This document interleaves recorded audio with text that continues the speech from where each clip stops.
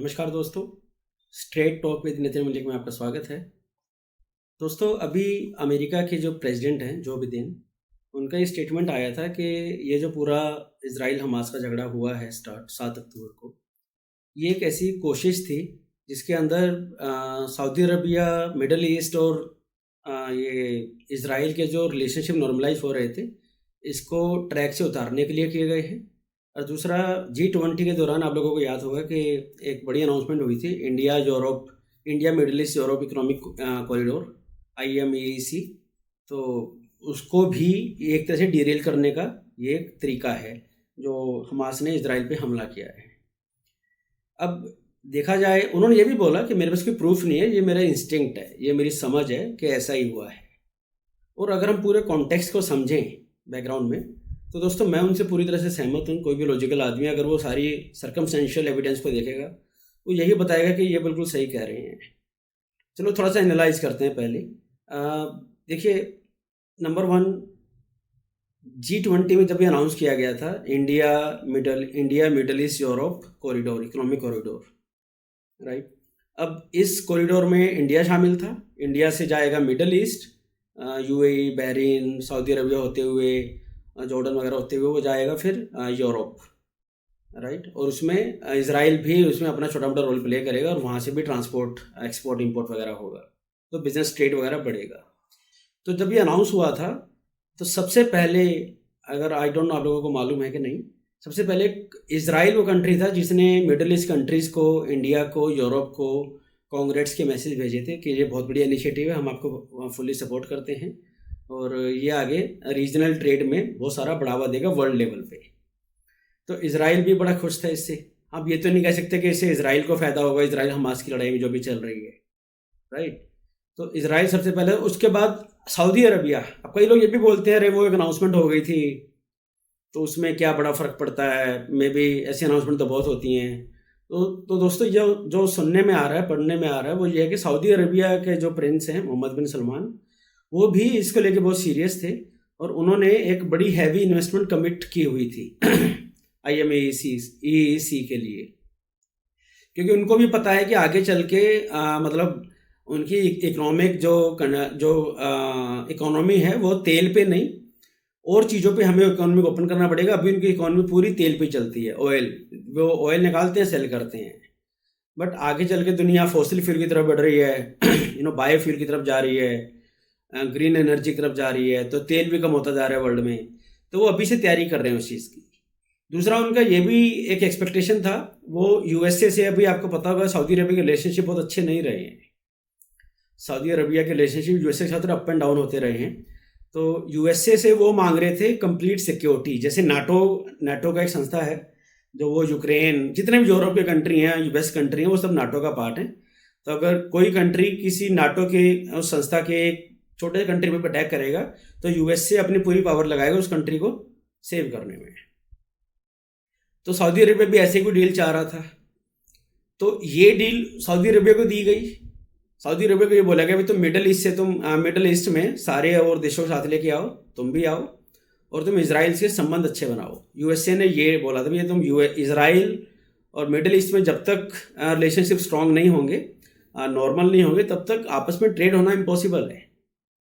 But trade कैसे होगा अगर मेरी आपकी बनती नहीं है? तो मेरी गली से मैं सामान कैसे जाने दूंगा आपका, राइट। मतलब उस गली पे अगर मेरा कंट्रोल है, एज्यूमिंग मेरे कंट्री से आपका सामान जा ही नहीं सकता। तो वो सब डेवलपमेंट तभी हो पाएगी ट्रेडिंग वगैरह जब हम आपस में दोस्त बन जाए। और जो बिदेन USA में अगले साल इलेक्शन है 2024 में, तो जो बिदेन का एक ये बड़ा ही फॉरेन पॉलिसी का गोल था, बड़ा ऑब्जेक्टिव था कि इलेक्शन से पहले मिडल ईस्ट और इजराइल को साथ ले आएँ। अगर ऐसा हो जाता तो ये बहुत बड़ी मेजर विक्ट्री होती जो बिदेन की फॉरेन पॉलिसी की। वैसे ही जो बिदेन के रैंकिंग बहुत ज़्यादा अच्छी नहीं आ रही है, वहाँ पे वो आदमी भूल जाता है, कहीं गिर जाता है, उसको पता नहीं क्या बोलना होता है, राइट। और भी बहुत सारे फेलियर हैं जो बिदेन की फॉरेन पॉलिसी के, बट उनमें मेजर जो ये गोल अगर अचीव हो जाता तो बहुत बड़ी मेजर विक्ट्री होती।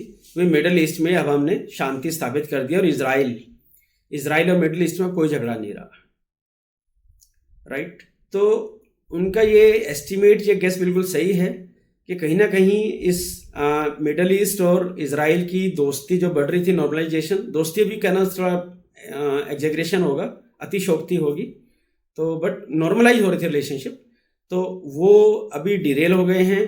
अब अगर रिलेशनशिप भी ठीक नहीं है तो फिर India Europe middle east corridor भी कहाँ से अभी स्टार्ट होगा, अभी उसको भी ठंडे बस्ते में डाल दिया जाएगा एटलीस्ट फॉर नेक्स्ट 1 ईयर और सो, राइट। और अब इसमें क्वेश्चन ये उठता है कि इससे इससे अगर ये कॉरिडोर बन जाता तो नुकसान किसको होता है? दोस्तों, इससे नुकसान होता है प्राइमरली 4 कंट्रीज को। 4 कंट्री कौन से हैं? सबसे पहले तो ईरान, फिर फिलिस्तीन का हमास, फिर तुर्की और टर्की जैसे बोलते हैं, और फोर्थ चाइना। अब एक एक करके चारों की बात करते हैं। ईरान की सऊदी अरबिया से वैसे नहीं बनती, सुन्नी शिया का उनका मतभेद है बहुत सदियों से। तो अब ईरान को लगता है कि अगर सऊदी अरबिया ने दोस्ती कर ली, Jordan, Saudi Arabia, Egypt, Syria, UAE, Bahrain, Oman, ये सब अगर उस तरफ चले गए हैं तो मैं तो अकेला रह गया मुसलमान कंट्रीज के अंदर, मुझे कौन पूछेगा, राइट। तो मैं मुसलमानों के नाम पे मैं किसी से मैं पर झगड़ा कैसे करूँगा? उसने जो अपनी प्रॉक्सी आतंकवादी गुट बना रखे हैं, ये हिजबुल्लाह, हमास के रूप में, इनकी वैल्यू खत्म हो जाएगी। तो ईरान को ये खतरा था, हमास को ये खतरा था कि हमास ऑलरेडी इनको कोई पूछ ही नहीं रहा था। फिलिस्तीन का मसला, आप खुद बताओ, जो मेरी एज के लोग हैं 40 ईयर, मैं 43 हूँ, तो 43 ईयर्स में या लास्ट 20-30 ईयर ले लीजिए आप, इसमें कितनी बार आप लोगों ने फिलिस्तीन का इतना बड़ा झगड़ा सुना है जो अभी उठ रहा है मीडिया में? एक रीज़न ये भी है कि आज के टाइम में मीडिया, सोशल मीडिया बहुत पावरफुल हो गया है, ये भी एक इन्फॉर्मेशन का और फ्लो का एक रीज़न है, I understand that. But overall आप भी ये बात से सहमत होंगे कि इजराइल और फिलिस्तीन का जो झगड़ा था वो काफ़ी हद तक दब चुका था, अब कोई फिलिस्तीन की बात नहीं कर रहा था, और हमास और फिलिस्तीन ग्लोबल डिस्कशन से बाहर हो चुका था। तो हमास को ये भी डर था भाई हमें तो कोई पूछेगा ही नहीं फिर, ठीक है। फिर आ जाता है तुर्की ने जब ये India middle east Europe economic corridor announce हुआ था G20 में, तो तुर्की का जो प्रेसिडेंट है एर्दोगान, उसने पहले ही बोल दिया था उसी दिन कि भाई अगर ये कॉरिडोर हमारे कंट्री से नहीं निकलेगा तो हम इसको पूरा नहीं होने देंगे। उसने लिटरली ये बोल दिया था, क्योंकि वो भी अकेला पड़ जाएगा। एक्चुअली क्या है, ये यूएई, सऊदी अरबिया, ये सारे इंडिया के फ्रेंड्स हैं, ईरान भी फ्रेंड है इंडिया का, ईरान से कभी इंडिया का कोई झगड़ा नहीं रहा है, राइट। बट जितने अच्छे रिलेशनशिप इंडिया के सऊदी अरबिया, यूएई के साथ हैं, ओमान के साथ हैं, बहरीन के साथ हैं, वो इतने अच्छे कतर के साथ या ईरान के साथ या तुर्की के साथ तो बिल्कुल भी अच्छे नहीं रहे हमारे, बिकॉज एर्दोगान हमेशा कश्मीर का राग लापता रहा है पाकिस्तान की साइड लेके। तो अब तुर्की तीसरा एक्टर हो गया जो नाखुश था इस इकोनॉमिक कॉरिडोर से। चौथा आ गया चाइना।